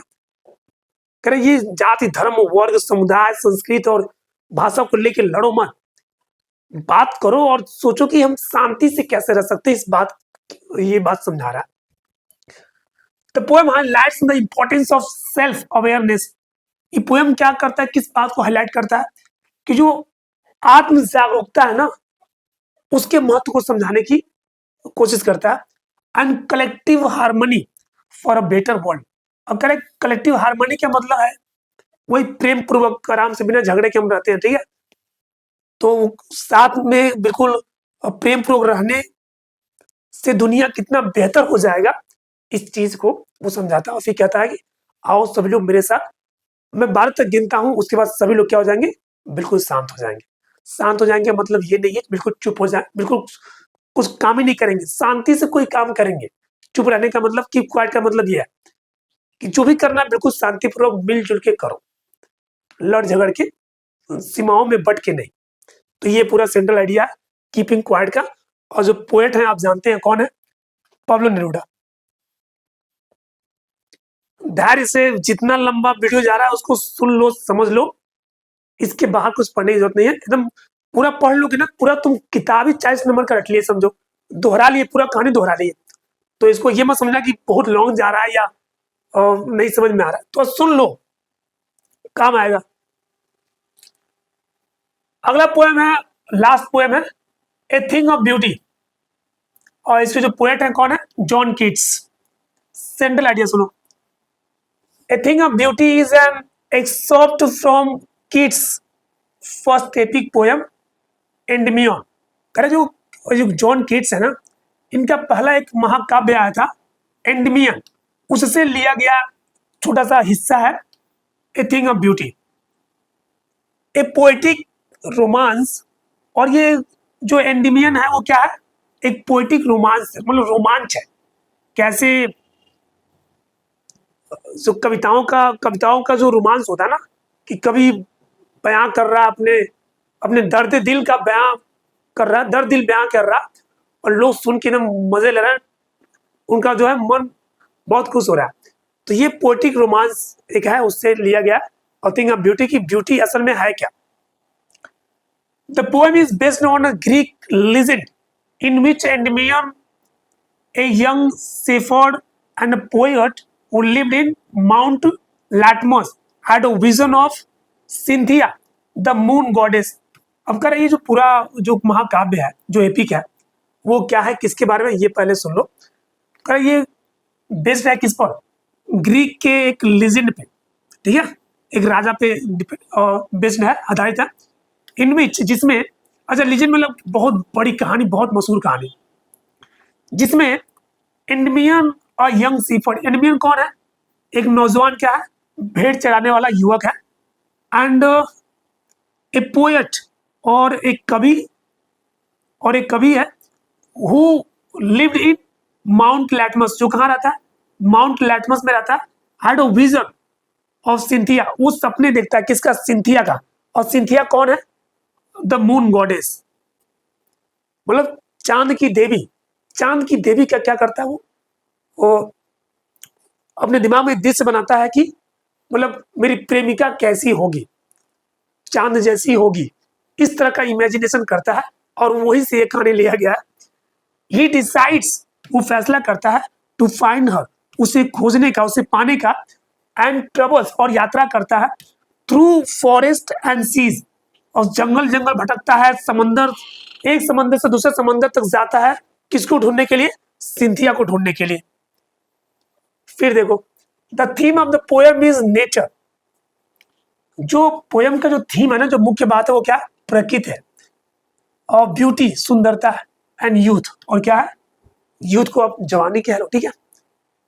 तो नौजवानी की नौजवानी की कहानी जो पोएम है वो, इसका मुख्य थीम है सुंदरता क्या है उस पे है, और प्रकृति क्या है, इन सबको जोड़ करके एक कहानी है, ये पोएम है। This except voices the poet's eternal love for beauty. करे जो एक शब्द है, ये जो उदाहरण लिया जाता है ना, ये जो लिया गया है एंडमियन से, इसने पोएट की जो इटर्नल लव है किसके प्रति? सुंदरता के प्रति, उसको दिखाया गया। वेयर, जहां द पोएट सेज, कवि कहता है, that the happiness provided by a beautiful object never fades. करे कि कोई भी अगर सुंदर चीज है ना, उसका जो इंप्रेशन है, जो खुशी का जो खुशी देती है, कोई भी सुंदर चीज हमें क्या देती है? खुशी देती है। और इसका जो इफेक्ट होता है बहुत ही सुंदर होता है। कभी ये फीका पड़ता ही नहीं है, कभी फेड्स होता नहीं, फीका होता ही नहीं है। बट लेकिन multiplies many folds when it comes to our mind. उल्टा है, ये कोई भी सुंदर चीज है, जितनी बार उसको देखो ना, उससे मिलने वाला जो आनंद है, जो है, उतना बढ़ता जाता है, डबल होता जाता है, कम नहीं होता। ठीक है, आगे देख लो। करो ब्यूटी वेदर इन नेचर, चाहे वो सुंदरता प्रकृति में दिखाई दे, या किसी कला में दिखाई दे, या किसी मानव के अनुभव में दिखाई दे, किसी मनुष्य के अनुभव में दिखाई दे, इज टाइमलेस, उसका कोई टाइम सीमा नहीं है, वो सुंदर था, सुंदर है, और सुंदर है तो सुंदर रहेगा। And becomes a source of spiritual nourishment. और सुंदर चीजें होती है ना, वो हमारे कहीं ना कहीं हमारे अंदर जो आध्यात्मिक बात होती है, जो फीलिंग्स होती है, उसको भी जगाती है। Living a lasting impact on the human soul. और ये आदमी की आत्मा पे मतलब कभी न खत्म होने वाली छाप को छोड़ जाती है। एक ऐसी छाप हमारी अंतरात्मा पे सुंदर चीजें रख जाती है कि जो कभी जिंदगी भर मिटती नहीं है। तो सुंदर चीजों का इतना असर होता है, ये चीज समझाया जा रहा है। देयरफॉर इसलिए a thing of beauty is a joy of forever. इसलिए जो भी ये थिंग ऑफ ब्यूटी है, वो हमेशा के लिए क्या है, खुशी देती है, हमेशा के लिए जॉय देती है, एक खुशी की बात है, ठीक है। तो ये हमारा अ थिंग ऑफ ब्यूटी का सेंट्रल आइडिया हो गया।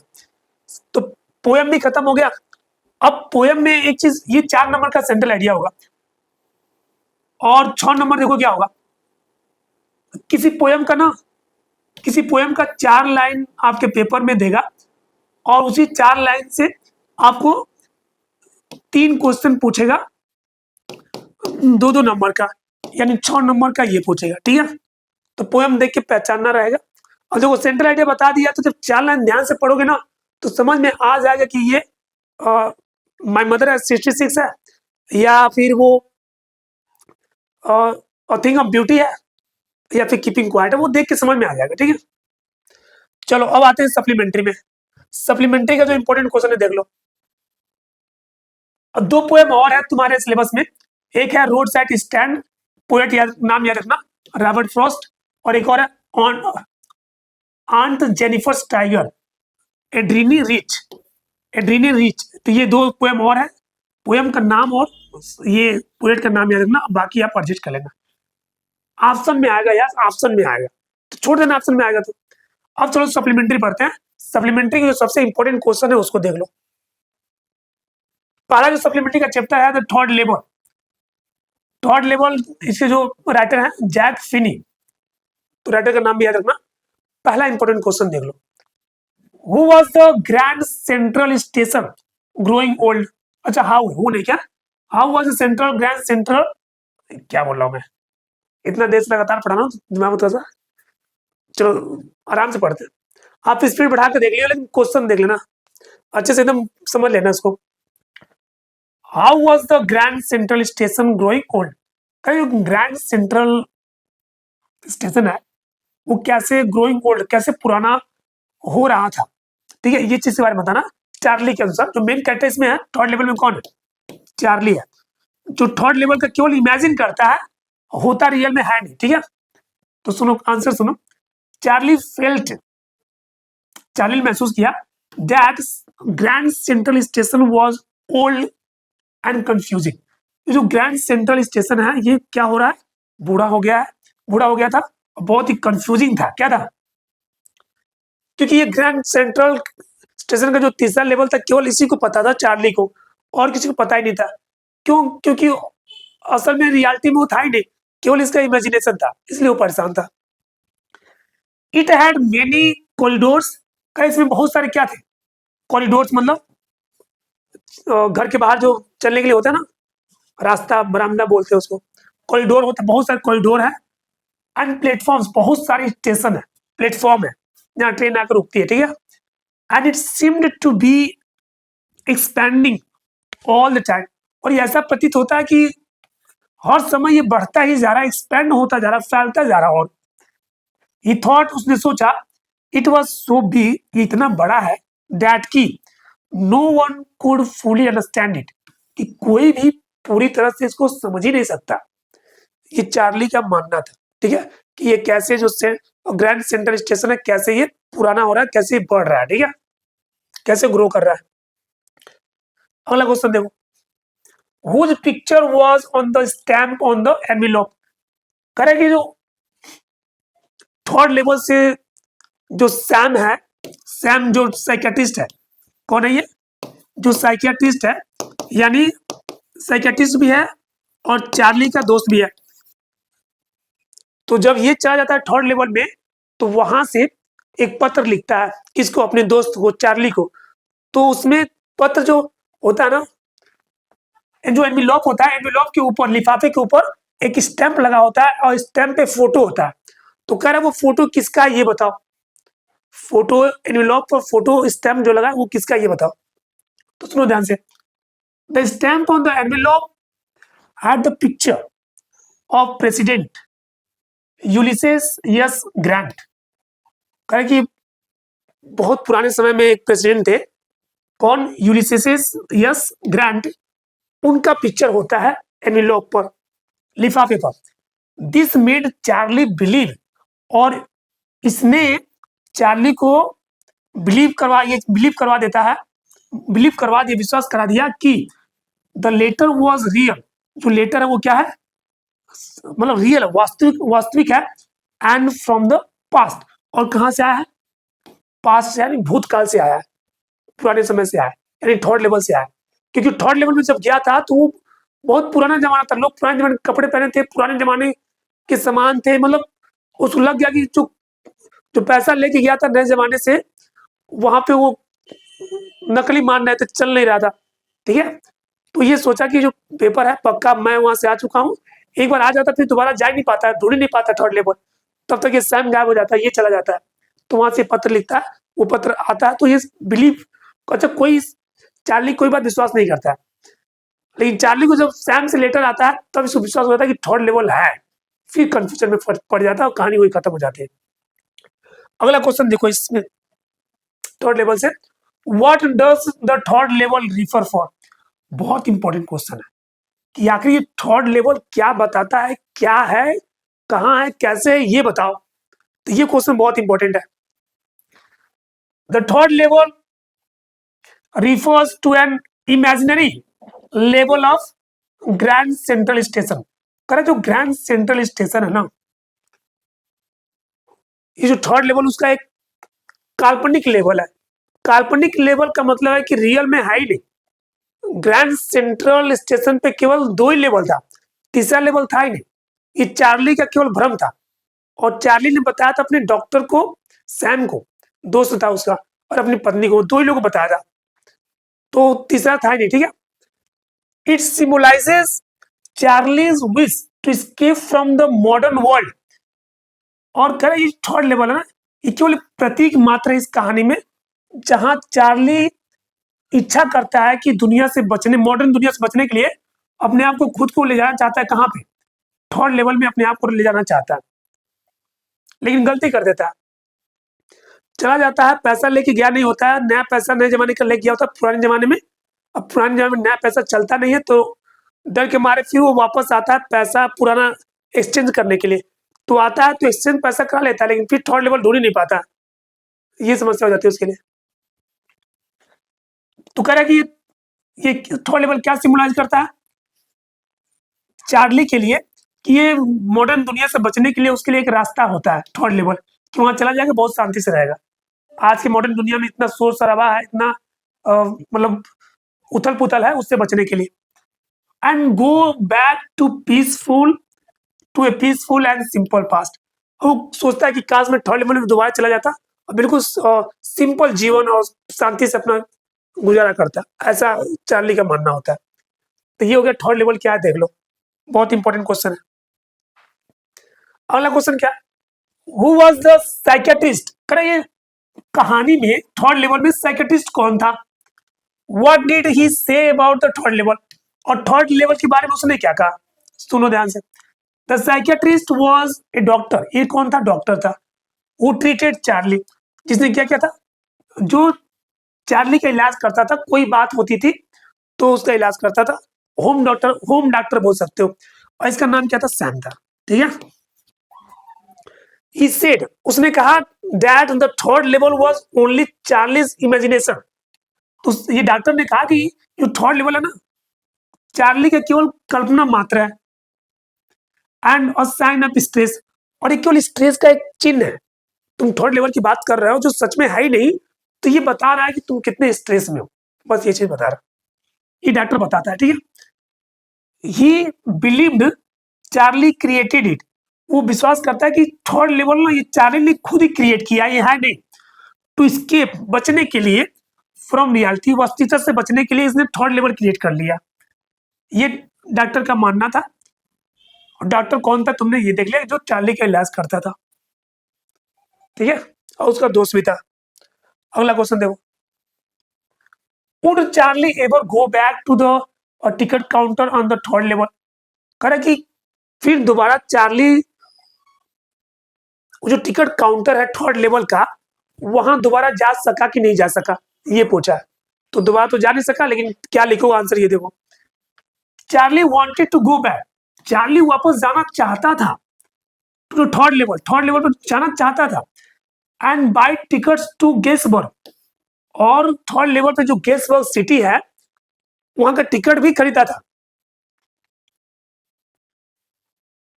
ही बिलीव, नो, विश्वास करता था, it was a real place, वो मानता था कि एक वास्तविक कोई जगह है, कोई वास्तविक प्लेस है, वेयर ही कुड लिव, जहां वो जी सकता था पीसफुली, शांतिपूर्वक, विथ हिज वाइफ, अपनी पत्नी के साथ, away from the modern worries, जो ये आधुनिक चिंताएं हैं उन सबसे बच करके वह शांतिपूर्वक जी सकता था, ऐसा उसका मानना था। तो जाना तो चाहता था दोबारा, लेकिन लास्ट में जा ही नहीं पाया, बस ढूंढना शुरू किया, वहीं पे कहानी सैम थर्ड लेवल में ये जान करके फिर ये पति पत्नी थर्ड लेवल को ढूंढना शुरू करते हैं और कहानी यही खत्म हो जाती है। चलो मुझे लगता है ये खत्म हो गया, जो थर्ड लेवल खत्म हो गया। अगला चैप्टर है, लास्ट चैप्टर जो मैं सिखा रहा हूं इंपॉर्टेंट क्वेश्चन के लिए, द टाइगर किंग। इसमें राइटर है काल्की जी है, नाम याद रखोगे। पहला क्वेश्चन इंपॉर्टेंट देखो, how did the Maharaja prepare himself for the hunting of the 100th tiger? कहानी जानते हो, महाराजा हैं, टाइगर किंग के नाम से जाने जाते हैं। सवाल ये पूछा है कि जो महाराजा ने किस 100वें टाइगर को मारने के लिए क्या तैयारी किया था, 100वें टाइगर का शिकार करने के लिए क्या तैयारी किया था, इसके बारे में बताना है। तो सुनो ध्यान से, द महाराजा ट्रेंड हिमसेल्फ, और 100 टाइगर को मारने के लिए अपने आप को कैसे तैयार किया था? तो महाराजा ने अपने आप को ट्रेनिंग दिया था बहुत अच्छे से, किसके लिए? और शिकार करने के लिए। और trend himself well for hunting, hunting के लिए अपने आप को बहुत अच्छे से तैयार किया था। ही प्रैक्टिस शूटिंग, उसने कैसे बंदूक चलाते हैं उसका प्रैक्टिस किया था। लर्न अबाउट टाइगर्स, टाइगर्स के बारे में सीखा था कि शिकार ये कैसे शिकार करते हैं, इनका शिकार कैसे किया जाए, टाइगर के बारे में सीखा था। एंड बिकम वेरी कॉन्फिडेंट, और बिल्कुल आत्मविश्वासी हो गया था कि मुझे 100 टाइगर मारना है, क्योंकि भविष्यवाणी कर दिया था किसी ने कि जो 100वां टाइगर है जो जिसका आप शिकार करोगे उसकी वजह से आपकी मृत्यु होगी। तो उसने कहा था कि वो मेरा शिकार नहीं करेगा, मैं उसका शिकार करूंगा, मैं 100वें टाइगर का शिकार करूंगा। तो इतना 99 टाइगर मारता है, तो उसका नाम ही पड़ जाता है क्या, द टाइगर किंग। मतलब इस तरह का सनक और पागलपन चढ़ जाता है कि मैं नहीं मरूंगा, मैं टाइगर को मार दूंगा, लेकिन मरूंगा नहीं। उसके लिए पूरा प्रैक्टिस करता है, तैयारी करता है। कितने शेर के हाथ, मतलब जबड़े में हाथ डाल के उनका मुंह फाड़ देता है, इतना ताकतवर ट्रेनिंग लेता है वो। सन की कह सकते हो, या बाहुबली का भल्लाल देव समझ सकते हो, ठीक है, ये जो महाराजा जी है। चलो आगे देखो, he also arranged a big hunt with many hunters।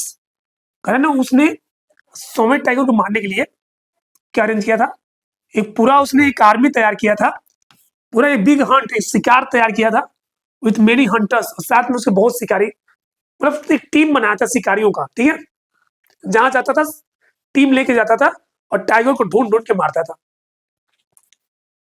और हमारे गांव में अगर कहीं टाइगर आ जाए तो लोग गांव छोड़ के भाग जाए, और टाइगर इससे डर के भाग रहे थे।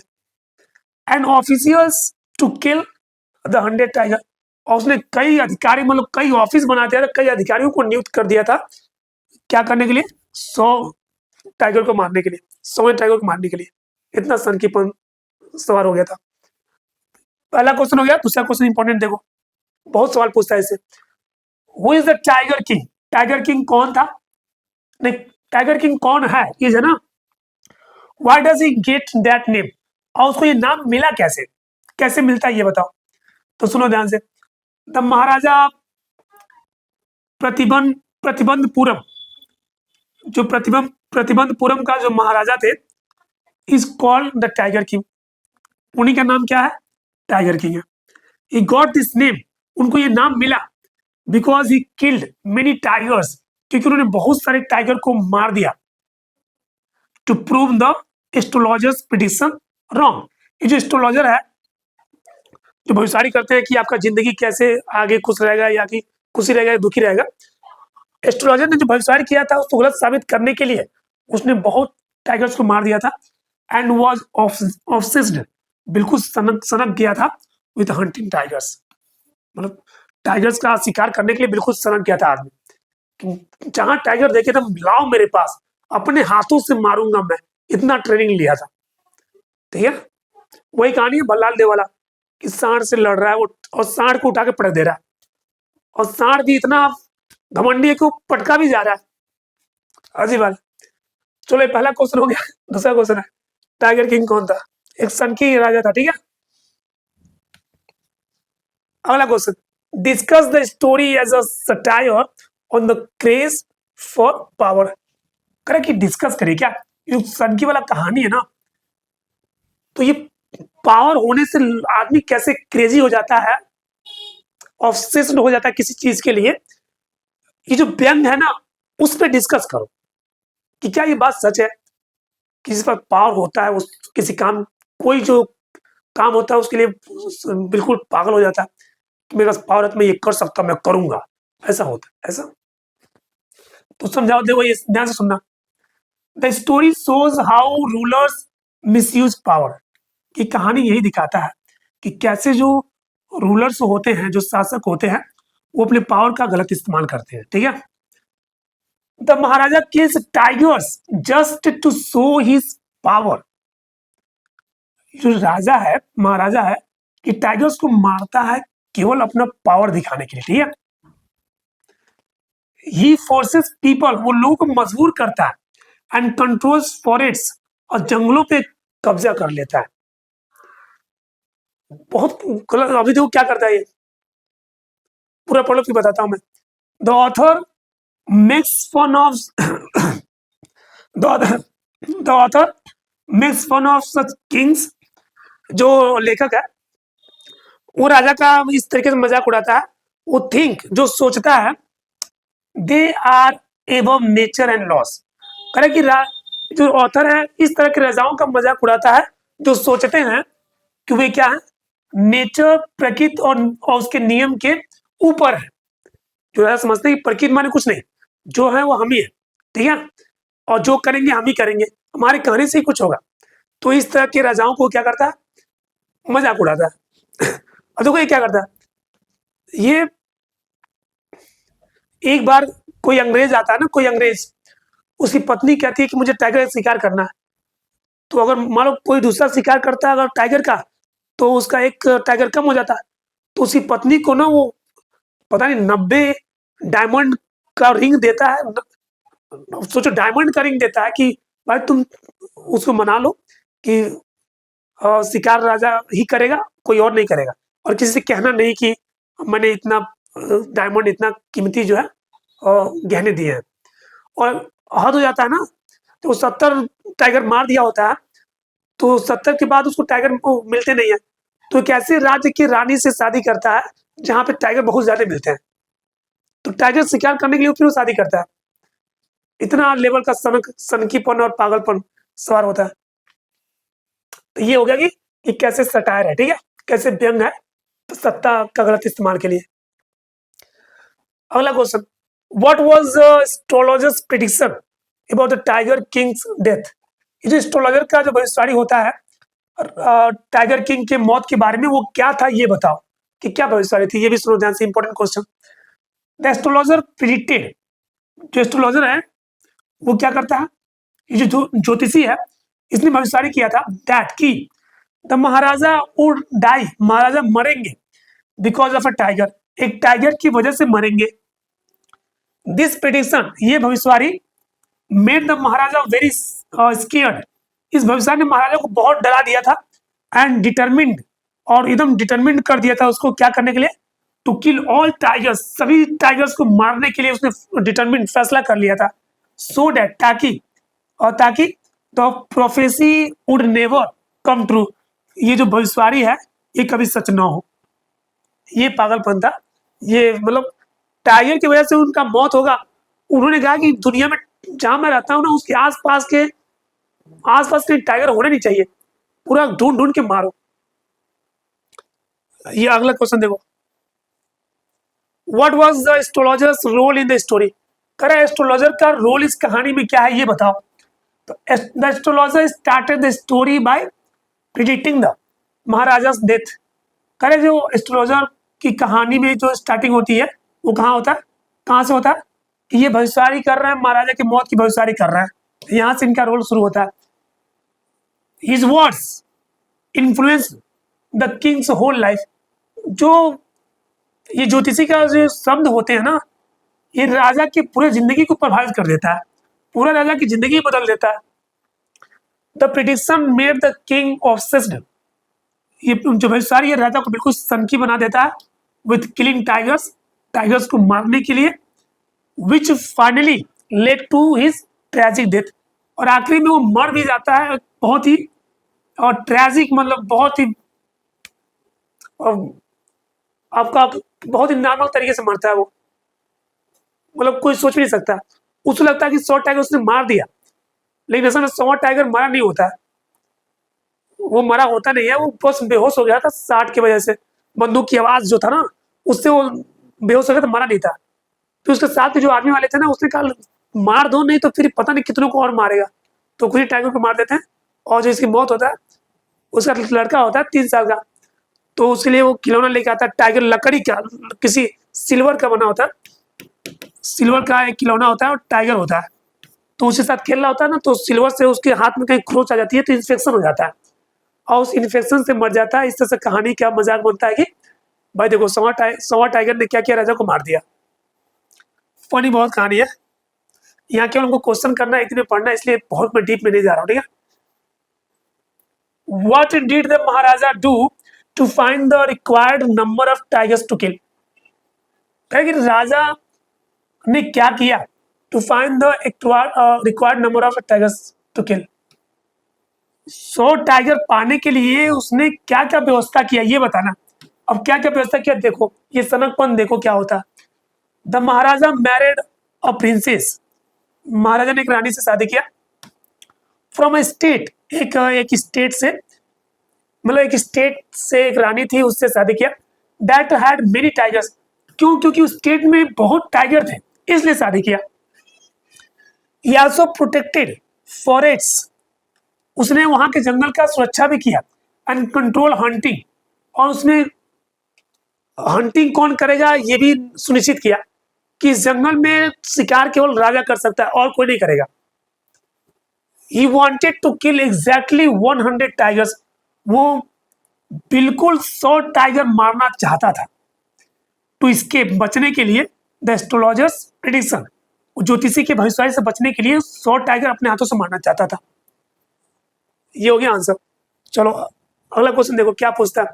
When did the anxiety of the Maharaja reach a fear pitch? करेगी महाराजा का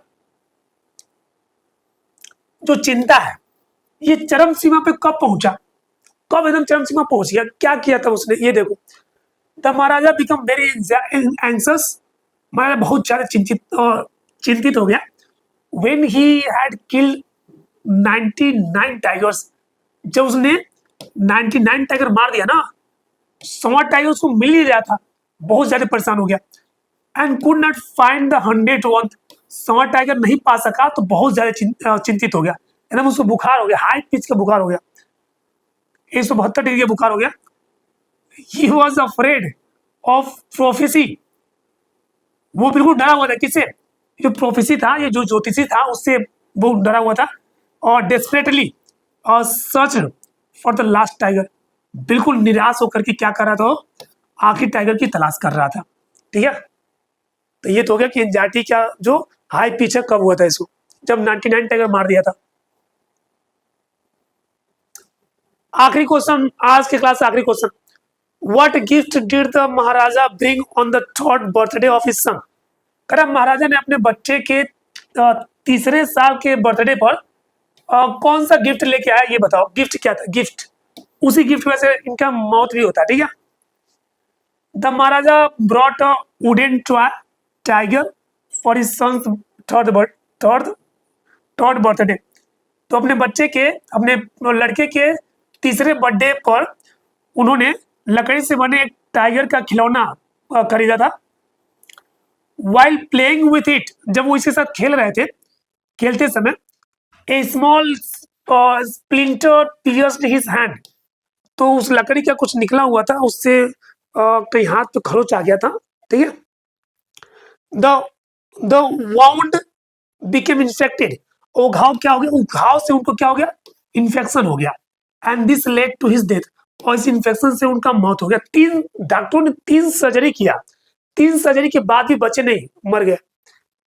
फुलफिलिंग द प्रोफेसी, ये जो ज्योतिषी को क्या कहते हैं, मतलब ये जो क्या हुआ था, भविष्यवाणी हुआ था, और इस तरीके से भविष्यवाणी सत्य होती है कि सोने टाइगर ने राजा को मार दिया, क्योंकि सोने टाइगर को मारते नहीं, बेहोश बस होता है, मारता कोई और है, और उनको लगता है कि मैंने मारा।